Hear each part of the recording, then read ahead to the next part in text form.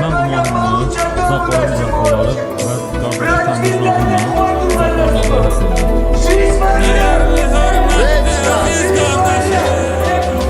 Cabbar sən bizim fəxrimizsən, köksümüzdə döynən ürəyimizsən. Arzumuzdur sənə kömək olsun Allah, tezliklə çıx içərdən inşallah. Arzumuzdur sənə kömək olsun Allah, tezliklə çıx içərdən inşallah. Sonradan ayegiz varam sizlərlə, mən də varam. Məndən aqromlu salamlar sizə.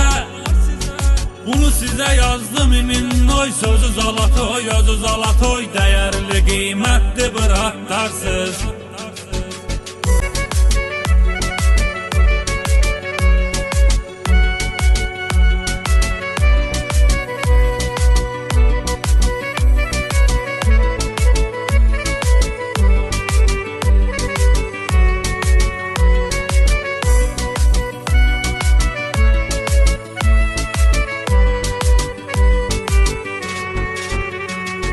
Göy çayımızın igid və mərd oğlusan, haqqı deyən sən haqqa doğrusan.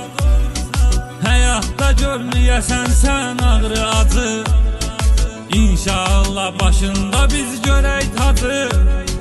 Həyatda görməyəsən sən ağrı acı, İnşallah başında biz görək tadı. Sonradan ayegiz varam sizlərlə, mən də varam. Məndən aqromlu salamlar sizə. Bunu sizə yazdım iminnoy, sözü zalatoy, özü zalatoy. Dəyərli qiymətli bir haqdarsız.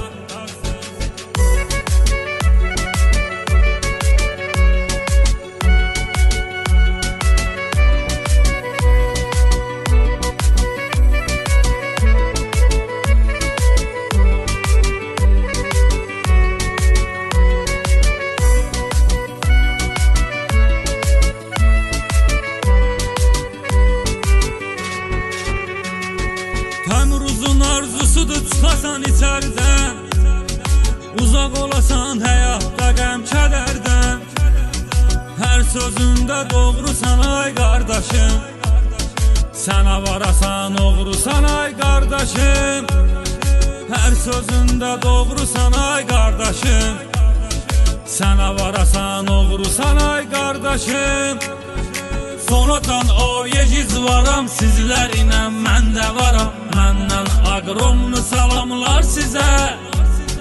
Bunu sizə yazdım iminnoy, sözü zalatoy, özü zalatoy. Dəyərli qiymətli bir haqdarsız.